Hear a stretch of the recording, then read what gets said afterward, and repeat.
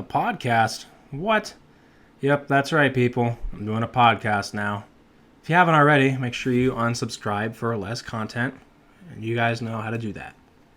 I've been asked by some people about some stories from college, and in the year 2070, when old people are being off-lifted or taken away from the planet, because that's what they do when you get on the United States spaceways and you get flown to Mars because all the old people go there in their retirement homes.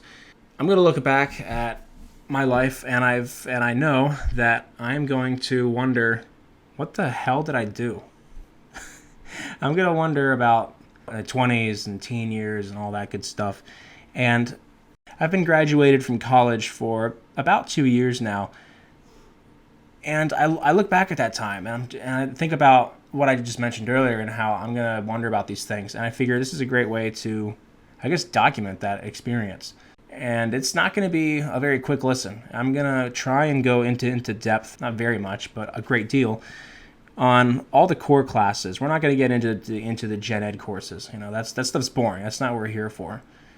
I am part of a community, a few communities. I mean, I'm a part of several, but there is one community that has expressed interest in hearing about my stories and my experiences from college and what I took away from that.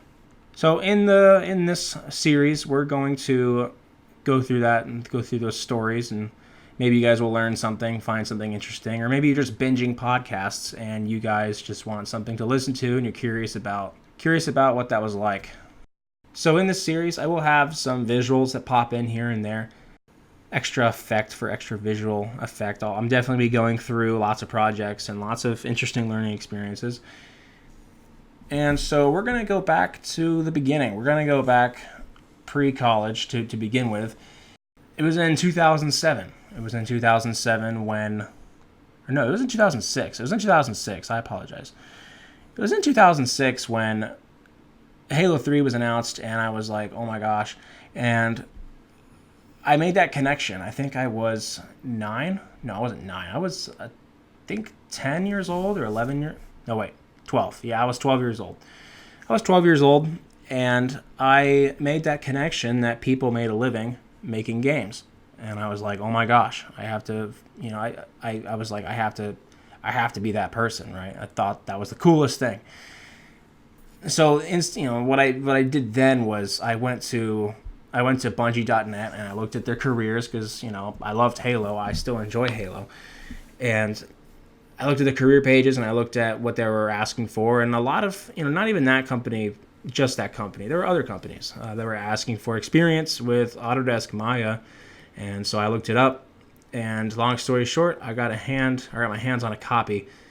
And on an old Windows 2004 Dell PC that could hardly handle more than 6,000 polygons without frame drops. And just crazy. And so I started dabbling, and this is in 2006. Yeah, 2006 and early 2007. I had no idea what I was doing. YouTube had just come out, I guess, or YouTube was just launched a couple of years ago. But you didn't have all these tutorials. You didn't have all this information at your hands. And, you know, a lot of computers back then, you didn't have two screens. You know, if I looked ahead, and if I had the opportunity to look ahead to where I am now with 3 screens, I would have, oh my gosh, I would have freaked out. Eventually, I did get 2 screens, and hello, cat. Don't want you on the desk. Eventually, I did get 2 screens, and at the time, it was like, whoa, it was like 2008, 2009, you have 2 screens, whoa. But it was really difficult. It was really difficult to learn 3D software when it's super complicated, industry-level stuff. And you don't really have any tutorials. And, in fact, I did order a book. I still have it. It's called, it was Maya Secrets of the Pros, I think it's called. And, I mean, there is some cool stuff in there, but it's like 15 years old, 12 years old. So some of the concepts are obviously relevant still, but you know, it's a little old, but obsolete. But I remember sitting at my desk and trying to hold the book open with my left and right arm, along with doing stuff with the keyboard and mouse. It was very awkward. And I started to make some cool things every now and then. You know, my days were school. You know, basically high school, play some Halo, and then dabble in this 3D software.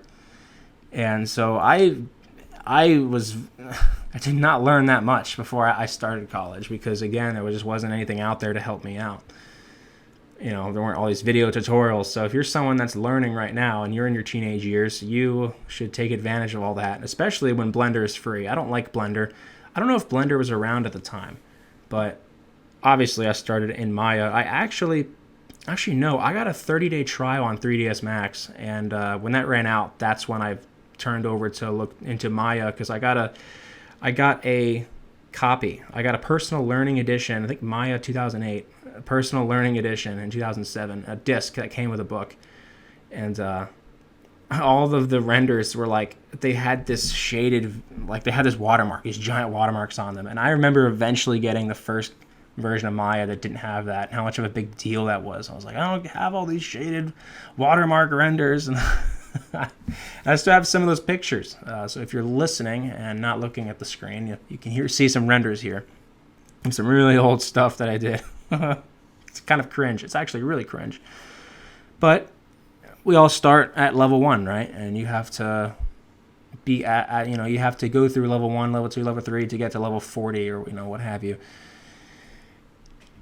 And so I was doing that. I was doing that for a while in high school, and that was a neat time. That was a neat time when everybody was playing Halo 3, and it was this constant argument of Modern Warfare is better, no, Halo 3 is better, and then Halo Reach came out when I was a senior, and there wasn't an argument there. Halo Reach was awesome.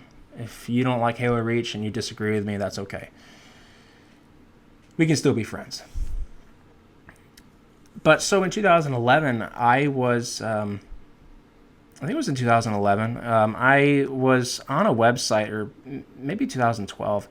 I was on a website, though, and I remember looking at colleges, because, in high school they tell you got to go to college, and and that's a whole other topic. But I remember realizing that I guess college was the right way to go, because I want to really learn this 3D stuff. And is that a voice crack? Holy crap. I actually looked at I looked at the Columbus College of Art and Design, and I considered that one. But I remember filling out a form on a website, and it was for the Cincinnati Art Institute. And just, like without thinking, I filled out this form, and it's like, hey, you want to learn more? And I think like 3 days later, I got like a phone call. It was 2 or 3 days later. I got a phone call from a recruiter, and her name was Debbie, and she was really nice. And I eventually got to meet Debbie in person, because she was like, hey, why don't you stop by the campus and, like check it out. And, they're doing their job. They are responsible for enrolling new students, right? So I remember going there, and it was neat. They had this like workshop. I think I was definitely in my senior year at this point, but I think early senior year. And they had a workshop there, and it turned out this school, I am so blessed that I had the place that the school was there. I say it was because it's no longer there, and we'll get to that part later on in the series. But it was, I think, 7 miles. It was a 7-mile drive from my house, and it was off of basically the same street as my high school.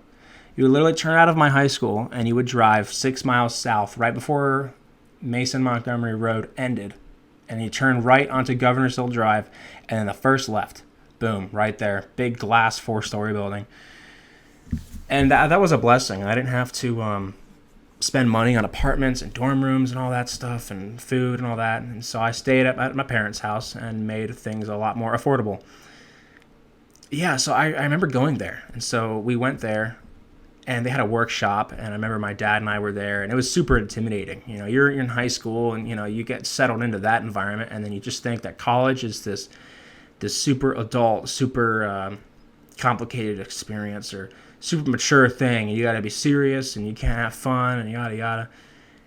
And I remember going to this workshop, and we sat down, and I remember the guy was pretty neat. He wrote something on the board that I don't forget. I have not forgotten. Basically, they had this little contest thing. Every year, I guess, they had this workshop where someone would win, and they would get scholarship money towards their tuition or something like that. Needless to say, I did not win because I don't remember the details very well.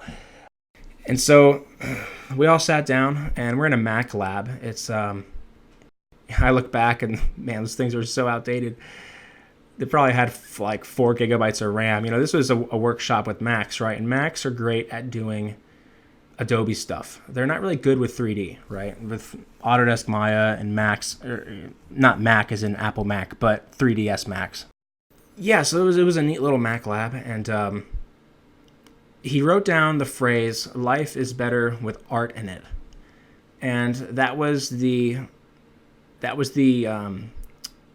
rubric per se for this is what we want you to create something off of. We want you to create a composition, however you see fit, and you can submit it, and then it will be reviewed by judges and all that good stuff. Now, I don't think I still have mine and what I submitted.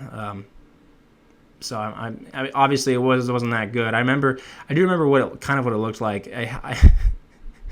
I grew up not really drawing. I wasn't super into wanting to draw all the time. I mean, I kind of did a little bit, but it wasn't like, you got your notebooks and here's all my characters and I want to do anime and this and that. Because like I said, going back, I was really interested in 3D.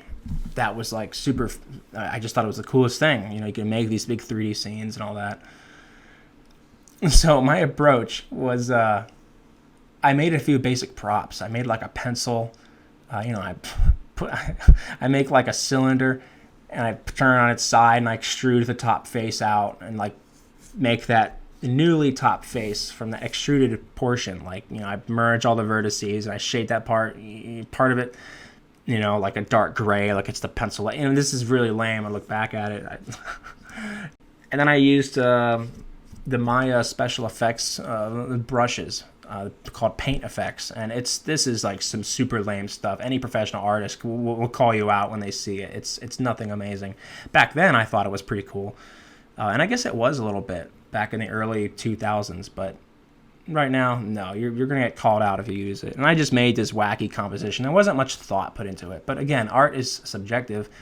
And I thought it was cool. And I remember Debbie, turning it into her. I had a flash drive, I think, and then with the image file, and I even had a printout.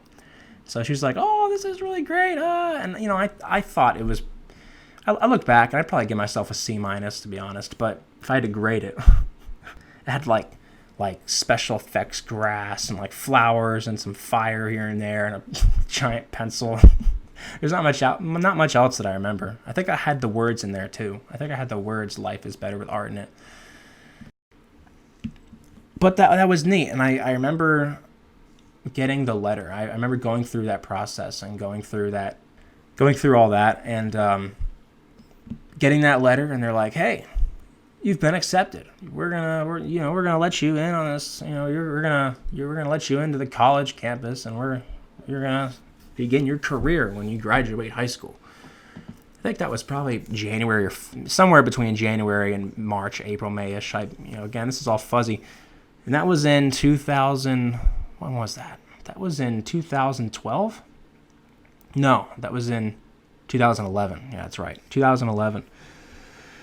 Back in 2011, all I really cared about was try to get the Inheritor rank in Halo Reach. And I remember, I think I got to Eclipse at that, and that was somewhere during the Eclipse rank was when I just kind of stopped playing and Halo 4 came out and all that.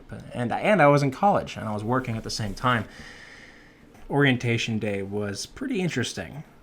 They were showing us around, and the halls on the first floor are really narrow, actually. Maybe not too narrow, but for me at least, with the amount of traffic, it kind of bugged me. And I remember the director he was both the director for film and video, and he was the director for my major, media arts and animation. And he was a short dude. I don't know if he's Indian or I don't remember. I think he left. He resigned, I think, like a year into my degree, so I haven't seen him in 8 years. But he was a short, like Indian dude. Maybe I'm just gonna call him Indian. But his name, though, his first name, I'm not going to say his last name, but his first name, we abbreviated, we just called him TN, and then by his last name followed by TN. And I remember we all got our kits and we gathered into this PC lab and we were going over, a slideshow. We were going over a slideshow. It was the orientation slideshow, right? And this is the college, this and that, and no cell phones in class. And if you're eating food, there's no food allowed in here, and no rambling and doing this in the hall. And this TN guy, he was really short.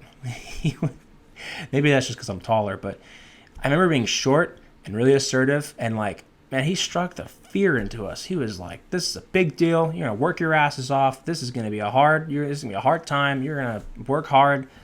But I remember him just being in this assertive mood. And then at the very end of the slideshow, at the very end of this thing, he was just like, most of all, we want you to have fun. And all of a sudden his mood just completely, or his mannerisms and he just went from like super intimidating to like your grandpa that's just like super nice, or maybe you don't have a nice grandpa, but he was all of a sudden really nice. It was really weird, but he was just like, most of all, have fun. It's just like, oh, okay, I'll do my best. And it was really funny because the whole no cell phone and no food thing, that did not last. That a couple years after that, we during class we're on our phones. I mean, not during like a lecture.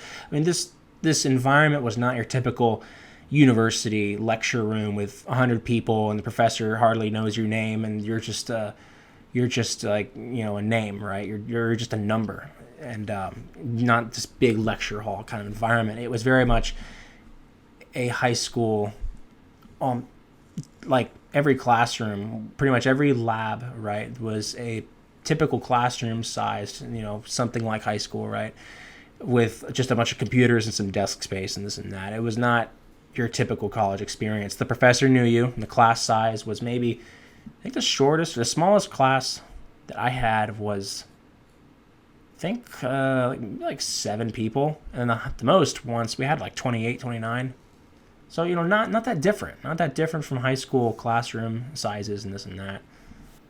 Going to college the first day, and it was actually the day, I think, October 3rd, and I remember the date because October 4th is my birthday, and I thought that was neat. Basically started college on my birthday, kind of. And I had 2 classes. I had 3. I had 3 classes. I had a intro to English, and then design fundamentals, and then there was another one. It was basically like a class for all the new students where it's like, this is how we prefer you do things, and this is the campus, and what do you want to do? What are your goals and aspirations? And so it was like a really easy class. But this campus was a small branch campus. This was not a big college. The Cincinnati Art Institute was it was in an office building that was kind of split in two. Imagine like not a diamond, but like a square shaped building, but like the center is like hollowed out and it's outside and there's a fountain in the middle, and but the building split into 2 sections. And so one of these sections on the first floor was pretty much owned by the Cincinnati Art Institute. We had the whole first floor, and then we had almost all of the 4th floor. The second floor was another company. I don't know what they were. They're probably still there, even maybe. And then the 3rd floor, we couldn't get access to the 3rd floor. And this is this is that kind of glass building where like you can't see through the glass. It's like that one-way glass from the outside. There are always rumors and stories being told about what's on the 3rd floor. Oh, I don't know. And like sometimes you'd hear like banging or like drilling or something because people were working on it, and you couldn't even access the 3rd floor with the elevator, so you had to have a special key card of some kind. And I remember riding on the elevator, and like I remember being in the elevator and stopped on the 3rd level, and some other person got out, like some other adult got out and like left. And I was like, oh my gosh, I saw a little bit of the 3rd floor. Whoa. There were also jokes that there was a porn studio on the 3rd floor. But yeah, I remember the Art Institute. It was a neat environment. They had one of the biggest green screens in the Tri-County, or like just that area of the state, I think. And it was a pretty big green screen. I remember being kind of blown away at first, and I look back at it and it's like, whatever.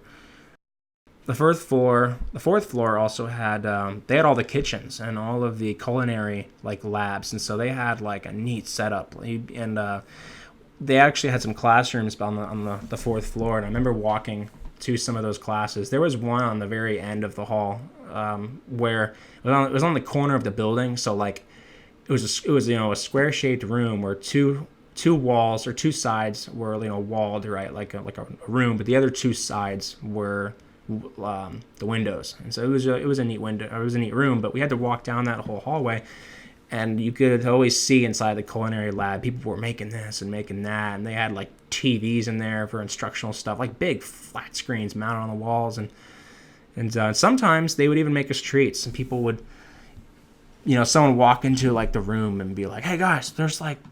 They got eggs, or they got cookies, or some cuisine like Australian thing. Like there's some really weird foods, right?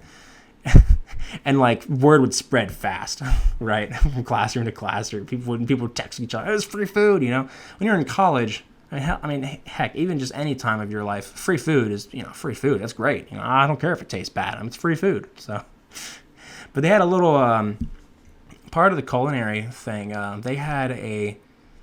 They had a restaurant too that was attached to that, and you know what? I never ate there. I don't know why. I never tried it out. But I remember my first few quarters, I was going to Arby's across the street. I would actually walk there because I was sitting a lot, right, in college. I just I'm gonna walk across the street, unless it's the winter. But they had an Arby's over there, and then they had a McDonald's, and I don't eat McDonald's, but come on, or like the Oreo McFlurry, it's not that bad, right? So I'd get dessert at McDonald's, but okay, now I'm getting off track.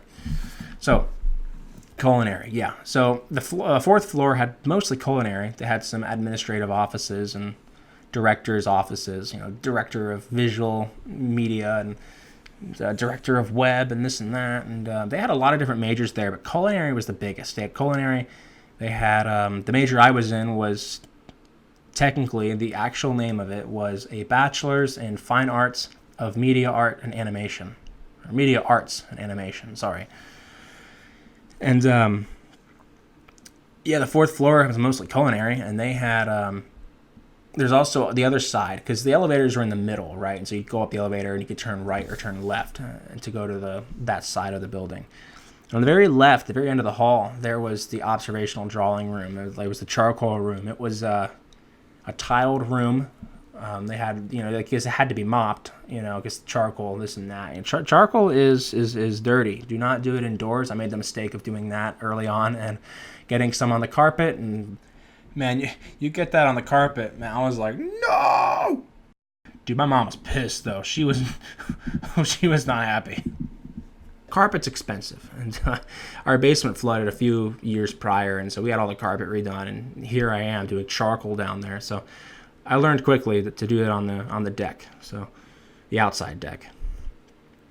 And but yeah, we'll get towards what was done in that room and those classes later. But yeah, first impressions of that building, it was intimidating. It was definitely a very intimidating environment at first, and you go in there and you're this young little kid, and I think I was I was basically 19. I started on my birthday, like I said, or the day next to my birthday. Going in there, that big art bag and this and that, and they gave us all this stuff to start out with. I got like X-Acto knives and like a utility knife and rubber cement and some matte board and Prisma markers and expensive stuff. And I'm like, I don't know what the hell most of this is. but I remember going in and thinking, I want to get my degree and get out. I don't want to talk to people. I don't want to this and that, yada, yada, yada. And that was my outlook for the first couple years. This was what, like 8-9 years ago. I was very much an introvert. I was a lot more reserved, and at the time I was going through a lot of, I'm not sure how to phrase it, but I was going through a lot of bullshit. I'm just gonna say it like that. And I wanted to keep to myself. I know, there were a lot of quirky people there. In a lot of the early classes, we were talking, people would have all these notebooks, and I was one of the few people that would be all about the 3D and this and that, and I didn't draw that much. A lot of the other students were just, they had notebook after notebook, and they're drawing during classes they shouldn't be drawing in, like gen ed courses, and they're just like, look at my anime characters, look at my anime story, look at this, and I'm like, oh my gosh, shut up. I don't hate anime. I was overexposed to anime in those first couple years. Those years in that major, like that bachelor's program at first, the first couple years are, it's a lot of drawing stuff. It's a lot of concepts, theories, and knowledge and experimentation and all that good stuff. It was kind of frustrating. It was actually, I had some thoughts. I remember one day I considered switching to culinary, believe it or not, because at the time I was working at a restaurant chain called Culver's. They're not particularly well known on the East Coast. I don't think they're on the East Coast at all. They were founded in Wisconsin. They're about as common as a McDonald's. If you can imagine a Dairy Queen, Bob Evans, and like a Steak and Shake merged like together, like the best of those three, then that's kind of what it is. It's a Butterburger and custard place, and I worked there for 3.5 years. And so yeah, I reconsidered at one point, but I stuck through it, obviously, given that I have the degree.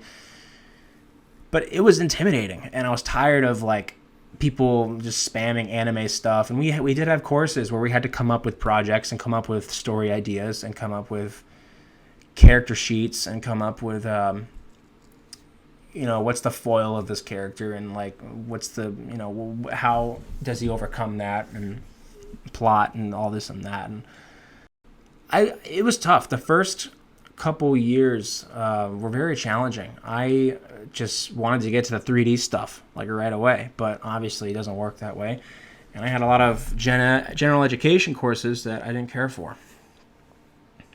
But now we're going to segment, and I'm going to go through. We're going to start from the beginning. We're going to go through the courses. I don't have the list, but the other day at work during break, when I was thinking about this, I sat down. Excuse me. The other day at work, I sat down and I got a piece of notepad paper out, and during my break, I tried to write out all the courses, and I looked through pictures on Facebook of projects and tried to remember all the courses I took and their names, to kind of give me a starting point. So we're going to go through that list in chronological order, or somewhat chronological order, as to the best of my ability. Talk about what they're about, what I learned, some of the projects, and hopefully you guys will get something entertaining out of this.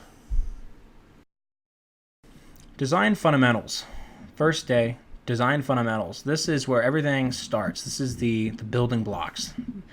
And this is all about shape, line, form, uniformity, harmonious design, all kinds of terms and this and that. And at age 19, honestly, I don't think a lot of the stuff we went over and a lot of stuff we did, I don't think was, I don't want to say age appropriate, but like just a lot of it was really advanced and kind of hard to grasp. But I think at the end of the day, I'm glad that I took it. But things like basic elements, the element of color, and principles of two-dimensional design, and what is the illusion of space, illusion of motion, and how do you cultivate creativity, and how do you get yourself into that right brain mode?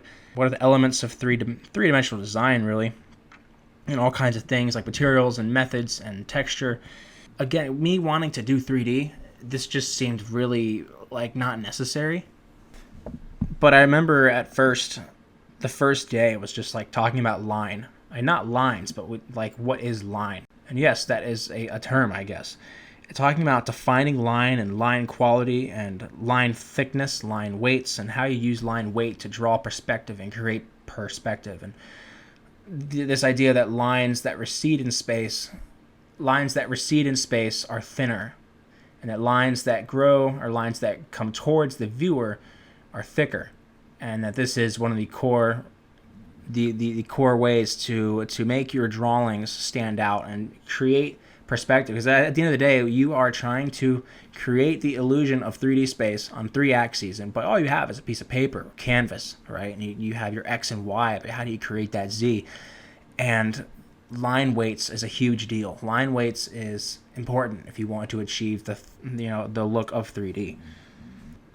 And also talking about shapes and overlap and implied lines that continue and attach to other shapes and other things. You get into like hue, value, and intensity. And you even start to look at things like monochromatic color and analogous color schemes, and what is a complementary color system. And this is something that bothers me a lot. Is and people say, "Oh, that color scheme looks great. That color scheme, I like the color scheme on my Spartan Halo Reach. It really brings out his animosity." I'm like, what the fuck?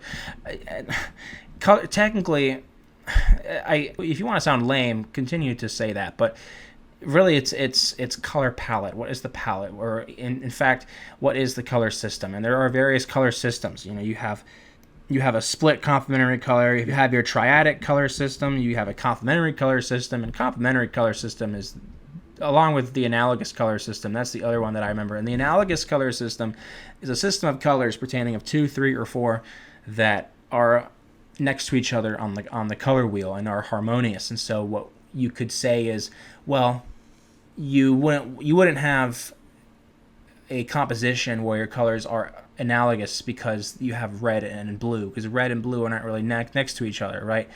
You'd be talking about tertiary colors being not primary or secondary, but tertiary, and that of you have blue, green, and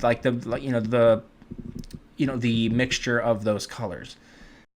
A complementary color system is the usage of 2 colors only, and those colors are opposite on the color wheel. So there are 3 main examples, and these are used all over the place.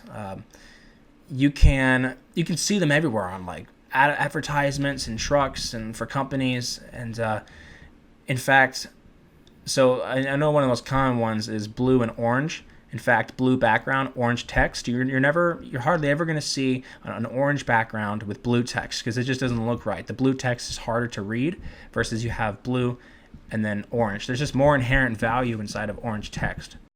And the other ones are, in fact, I think the elites used this. The Honor Guard elites, I think, in Halo 2, they used the complementary color system where they used purple and yellow. Those are also opposite colors.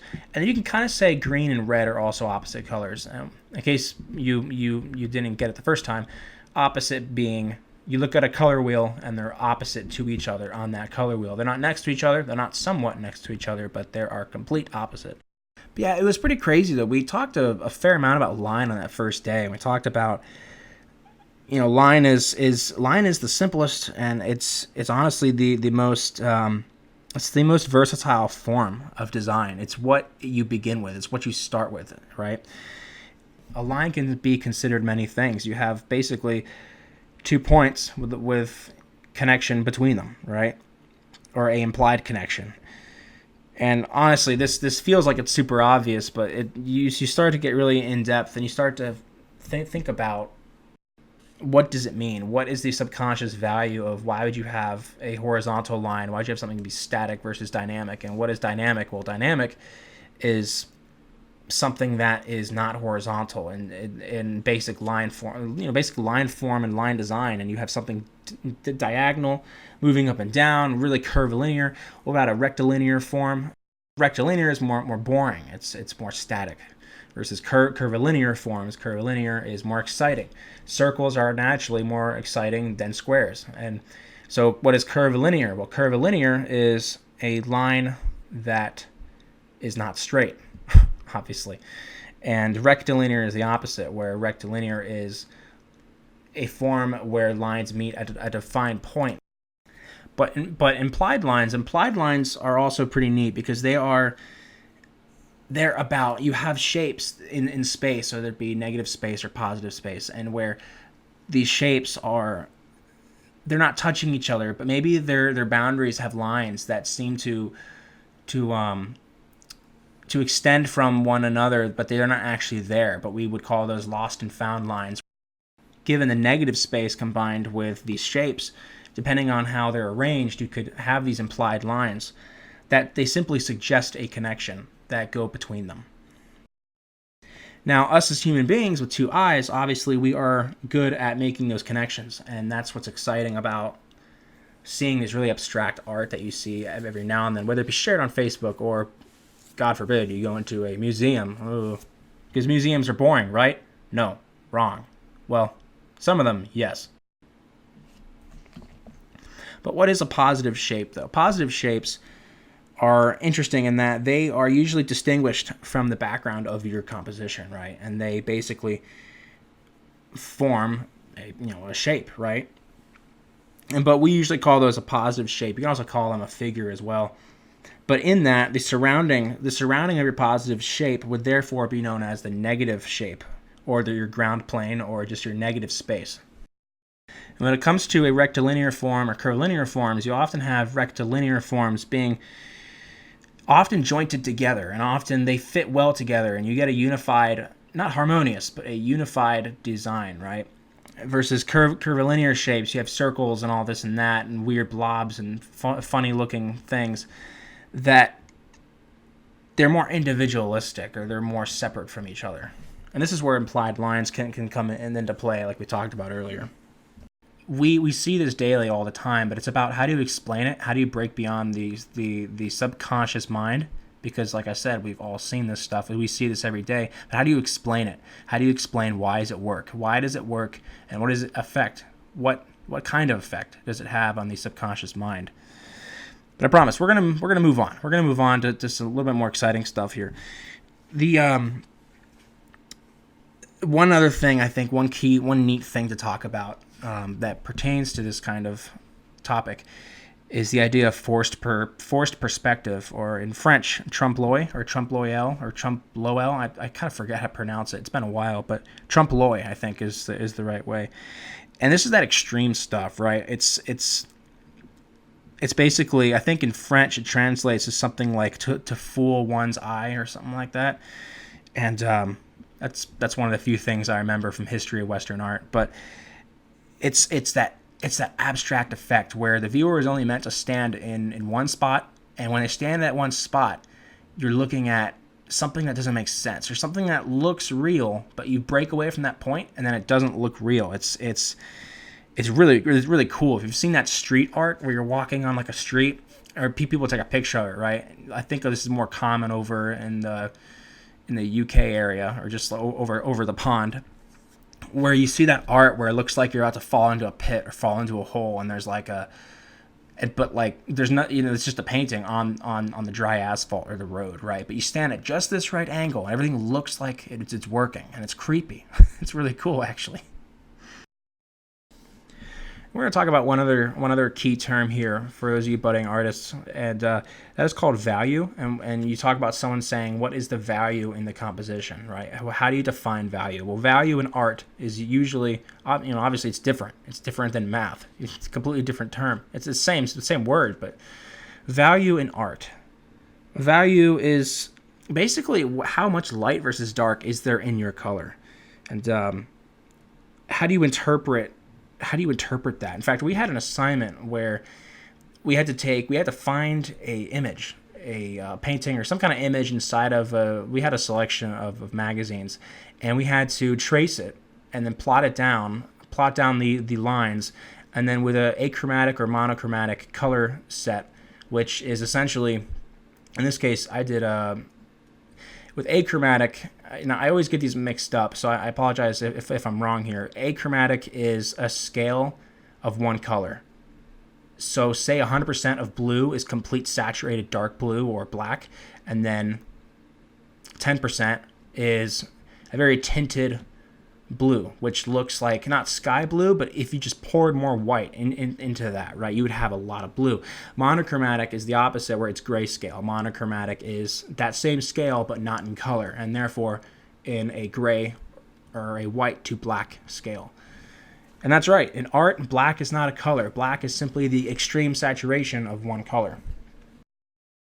But we had to take a drawing, and this is actually, I think, the only thing I still have from that class, because we had to do a lot of things, and then on this thick Bristol paper, and then using rubber cement, we had to mount it onto some black mat board, and it looked nice. And I still have the one that I did, but the idea was, can you convey that same illustration through one scale of color, right? Or color or not color, achromatic, monochromatic? Can you convey that drawing and make it look appropriate if you just went on a value scale? And that was really interesting. But that's what that looks like. If you're curious, I have it on screen. But as far as design fundamentals, we did aside from getting away from all these key terms. I know you guys are probably getting bored. Maybe you're not. Maybe you want more. You can certainly ask me in the comments if you have a question. Because again, I paid, these classes were $1,200, and for some of those classes I paid more than I should have, and for some of these classes I felt like I didn't pay enough. But yeah, so what else did we do? We had an interesting assignment where I remember going off of line, like we were talking about before. We had to create a composition with a set amount of lines and try and convey some kind of emotion. I don't remember if we did have to convey a certain emotion or not, but what I do remember is that we had a limit on how many lines we would have. And the instructor, Sarah, she was like, I'm going to count all the lines. And I'm like, no, you're not. Like, let's be honest. You're not going to count all the lines. There were like 15 people in our class, and that's a lot of... Now, granted, these classes, I don't think I even went or told you yet. You think classes in high school were long. Our classes were 2 hours and 50 minutes. The core classes were. If you were in the gen ed course, that was like an hour and a half, or I think. But we had breaks, obviously. And if you had to use the bathroom, you go use the bathroom. None of that high school, like, hey, teacher, can I use the bathroom? And no, we would get like a 30-minute break or 2 15-minute breaks. Or even if you just needed to use the bathroom. Like, you weren't held there like a prison cell. You didn't have to, like, all right, hey, I'm going to go use the bathroom. And sometimes, depending on the teacher, you get a witty response like, all right, good luck, or don't fall in the toilet, or make sure you wash your hands, or all right. And you could leave early if you wanted to as well. You didn't have to stay there. You had a lot of people that were like, oh, I'll go home and do my work there. I work best. And let's be honest, you're getting on Call of Duty or Fortnite or whatever. Fortnite wasn't out, but I think you get the picture.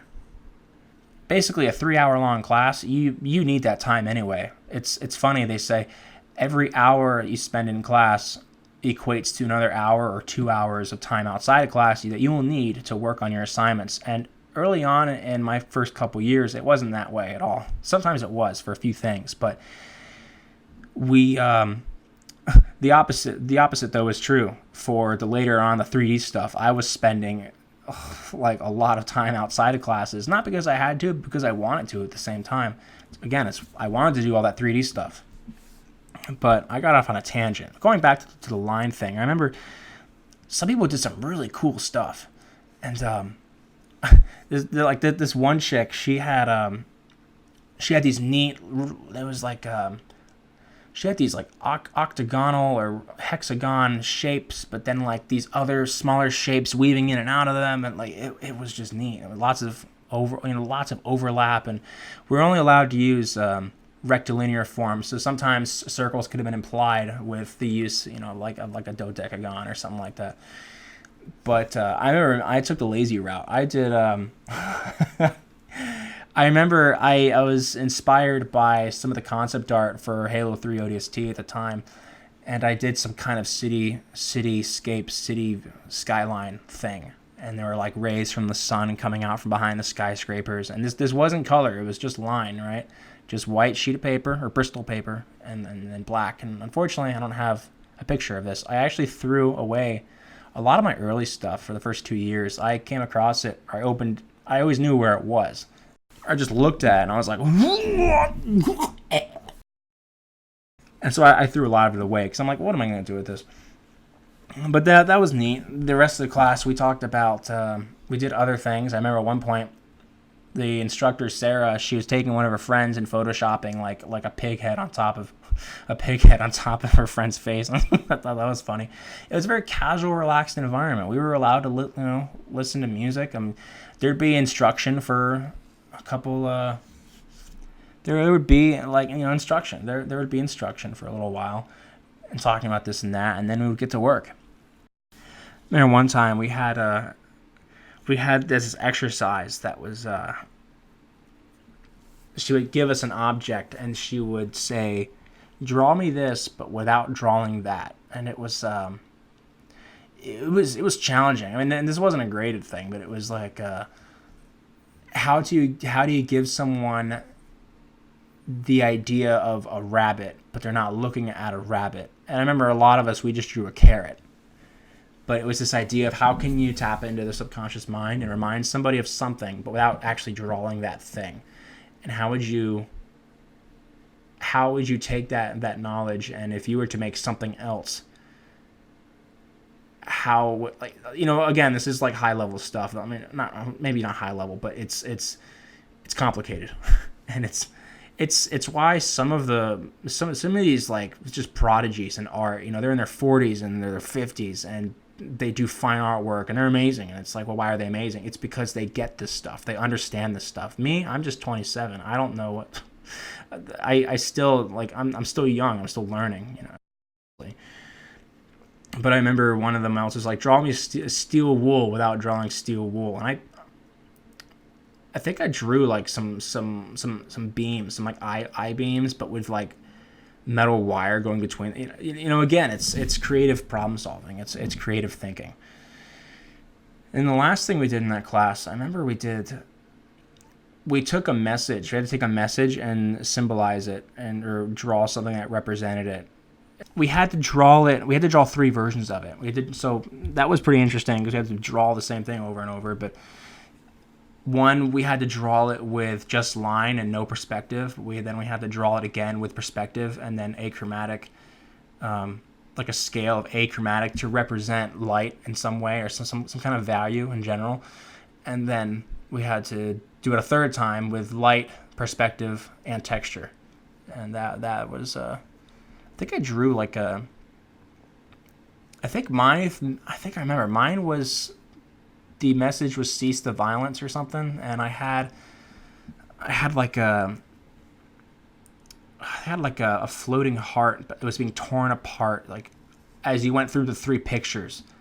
It was, and this is all mounted on one piece of black mat board. And so you have your 3 images from left to right, and maybe like 6 inches by 6, 6 by 6. And so the whole thing was, like a couple feet wide or 3 feet wide or whatever. It got more violent the more that the images went through. It was somewhat impaled on the first image, and then the second image more bleeding, and then the third image was some more bleeding and more blood and this and that and some yeah. But that's design fundamentals in a nutshell. That was a very interesting course. It was as far as what I took away from it, it's neat to get really in depth to, if you're going to create something, why are you making the decisions that you are making, and what is the significance behind those decisions, and why, just what's working, why is it working? Now, bringing all this together, this brings us to the important question of, do you prefer mac and cheese or shells and cheese? Like Velveeta, I guess. Me personally, I am a mac and cheese guy. I think that it just tastes better. There's something about it. Maybe it's just the cheese that comes in the box. I don't know. There's just some, like, you talk about texture, and like the shells have that weird texture on them, and it's like,